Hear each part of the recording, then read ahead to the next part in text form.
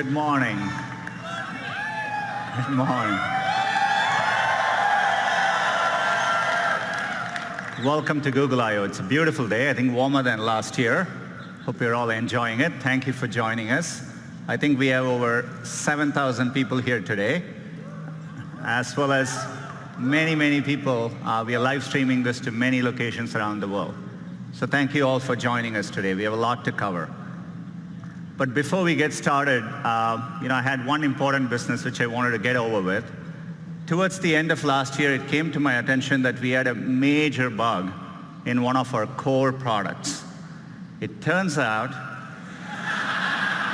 we got the cheese wrong in our burger emoji. Anyway, we went hard to work. I never knew so many people cared about where the cheese is. We fixed it. The irony of the whole thing is I'm a vegetarian in the first place.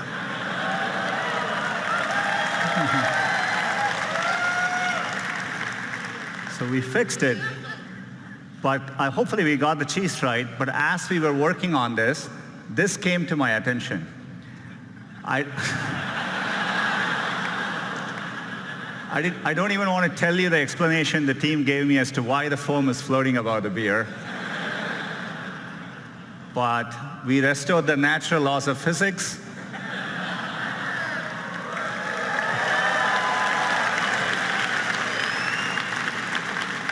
So all is well. We can get back to business. We can talk about all the progress since last year's I/O.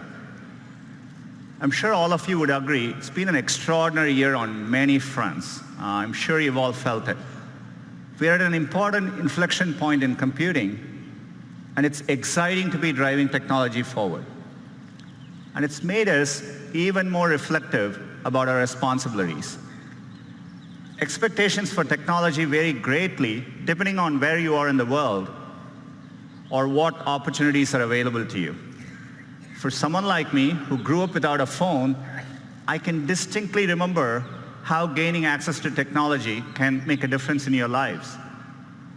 And we see this in the work we do around the world. You see it when someone gets access to a smartphone for the first time. And you can feel it in the huge demand for digital skills we see. That's why we've been so focused on bringing digital skills to communities around the world. So far, we have trained over 25 million people, and we expect that number to rise over 60 million in the next 5 years. It's clear technology can be a positive force, but it's equally clear that we just can't be wide-eyed about the innovations technology creates.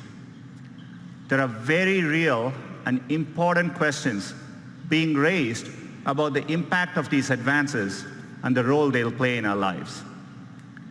So we know the path ahead needs to be navigated carefully and deliberately, and we feel a deep sense of responsibility to get this right.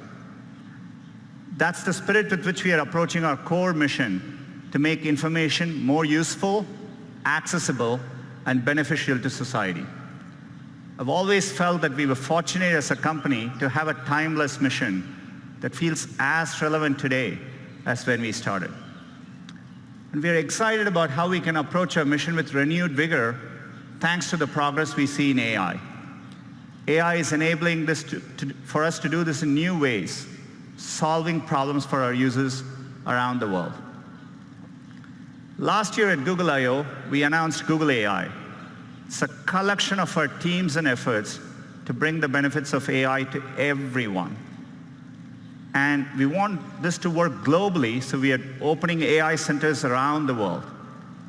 AI is going to impact many fields, and I want to give you a couple of examples today. Healthcare is one of the most important fields AI is going to transform. Last year, we announced our work on diabetic retinopathy, which is a leading cause of blindness, and we use deep learning to help doctors diagnose it earlier. And we've been running field trials since then at Aravind and Sankara hospitals in India, and the field trials are going really well. We are bringing expert diagnosis to places where trained doctors are scarce. It turned out, using the same retinal scans, there were things which humans quite didn't know to look for, but our AI systems offered more insights. Your same eye scan turns out holds information with which we can predict the 5-year risk of you having an adverse cardiovascular event, heart attack or strokes. So to me, the interesting thing is that more than what doctors could find in these eye scans, the machine learning systems offered newer insights. This could be the basis for a new non-invasive way to detect cardiovascular risk. And we just published the research, and we are going to be working to bring this to field trials with our partners. Another area where AI can help is to actually help doctors predict medical events.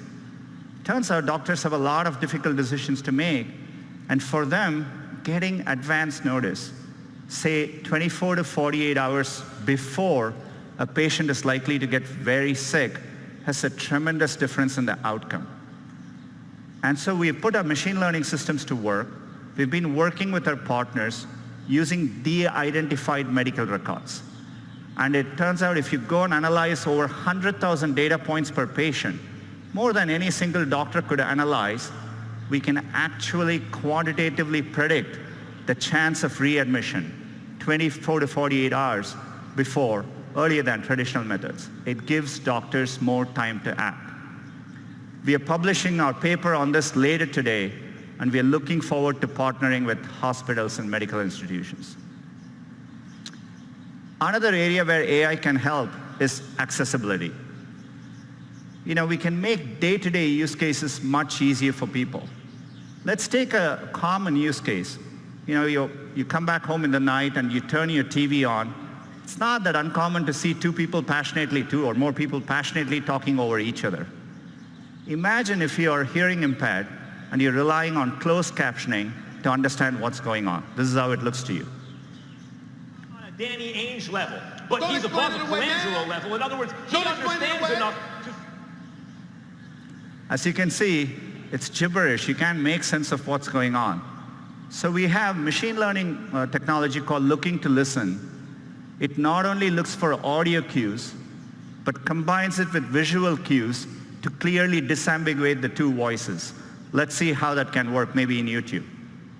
Not on a Danny Ainge level, but he's above a Colangelo level. In other words, he understands enough to...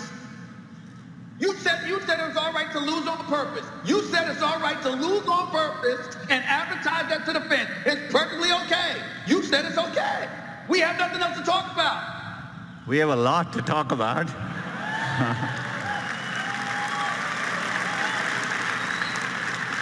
But you can see how we can put technology to work to make an important day-to-day use case profoundly better. The great thing about technology is it's constantly evolving. In fact, we can even apply machine learning to a 200-year-old technology, Morse code, and make an impact in someone's quality of life. It's great to reinvent products with AI. Gboard is actually a great example of it. Every single day, we offer users, and users choose over 8 billion auto-corrections each and every day. Another example of one of our core products, which we are redesigning with AI, is Gmail. We just had a new, fresher look for Gmail, a recent redesign. Hope you're all enjoying using it. We are bringing another feature to Gmail. We call it Smart Compose. So as the name suggests, we use machine learning to start suggesting phrases for you as you type. All you need to do is to hit tab and keep auto-completing.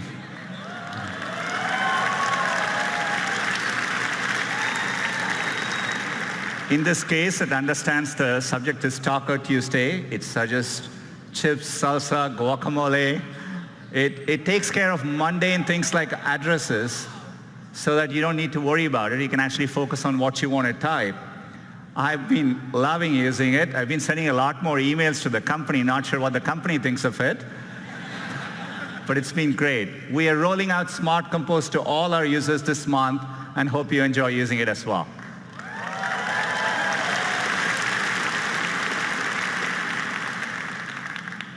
Another product which we built from the ground up using AI is Google Photos. Works amazingly well and at scale. If you click on one of these photos, what we call the photo viewer experience, where you're looking at one photo at a time, so that you understand the scale, every single day, there are over 5 billion photos viewed by our users, each and every day. So we want to use AI to help in those moments. So we are bringing a new feature called suggested actions, essentially suggesting smart actions right in context for you to act on. Say, for example, you went to a wedding and you're looking through those pictures. We understand your friend Lisa is in the picture, and we offer to share the 3 photos with Lisa, and with one click, those photos can be sent to her. So the anxiety where everyone is trying to get the picture on their phone, I think we can make that better. Say, for example, if the photo in the same wedding, if the photo is underexposed, our AI systems offer a suggestion to fix the brightness right there, one tap, and we can fix the brightness for you. Or if you took a picture of a document which you want to save for later, we can recognize, convert the document to PDF, and make it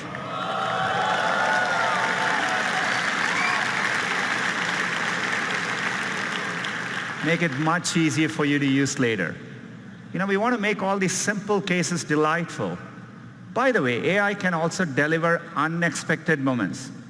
So for example, if you have this cute picture of your kid, we can make it better. We can drop the background color, pop the color, and make the kid even cuter. Or if you happen to have a very special memory, something in black and white, maybe of your mother and grandmother, we can recreate that moment in color and make that moment even more real and special.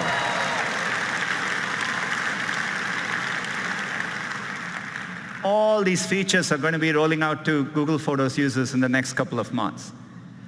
The reason we are able to do this is because for a while, we've been investing in the scale of our computational architecture. This is why last year we talked about our tensor processing units. These are special purpose machine learning chips. These are driving all the product improvements you're seeing today, and we have made it available to our cloud customers. Since the last year, we've been hard at work, and today I'm excited to announce our next generation TPU 3.0. These chips are so powerful that for the first time, we've had to introduce liquid cooling in our data centers. And we put these chips in the form of giant pods.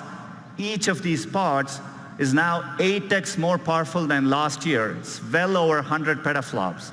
And this is what allows us to develop better models, larger models, more accurate models, and helps us tackle even bigger problems. And one of the biggest problems we are tackling with AI is the Google Assistant. Our vision for the perfect assistant is that it's naturally conversational, it's there when you need it, so that you can get things done in the real world. And we are working to make it even better. We want the assistant to be something that's natural and comfortable to talk to. And to do that, we need to start with the foundation of the Google Assistant, the voice.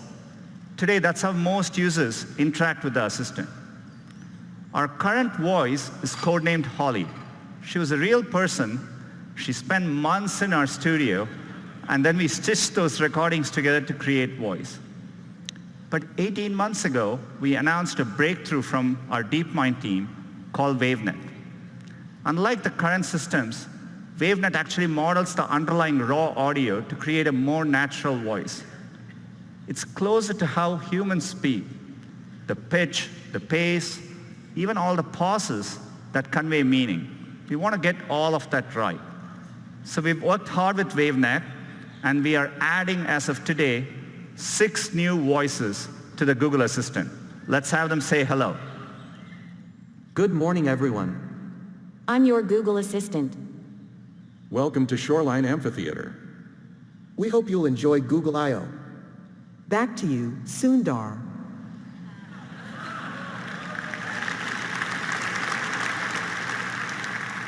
Our goal is one day to get the right accents, languages, and dialects right globally. WaveNet can make this much easier. With this technology, we started wondering, who we could get into the studio with an amazing voice. Take a look. Couscous, a type of North African semolina in granules made from crushed durum wheat. I want a puppy with sweet eyes and a fluffy tail who likes my haikus. Don't we all? Happy birthday to the person whose birthday it is. Happy birthday to you. John Legend. He would probably tell you he don't want to brag, but he'll be the best assistant you ever had. Can you tell me where you live? You can find me on all kinds of devices, phones, Google Homes, and if I'm lucky, in your heart.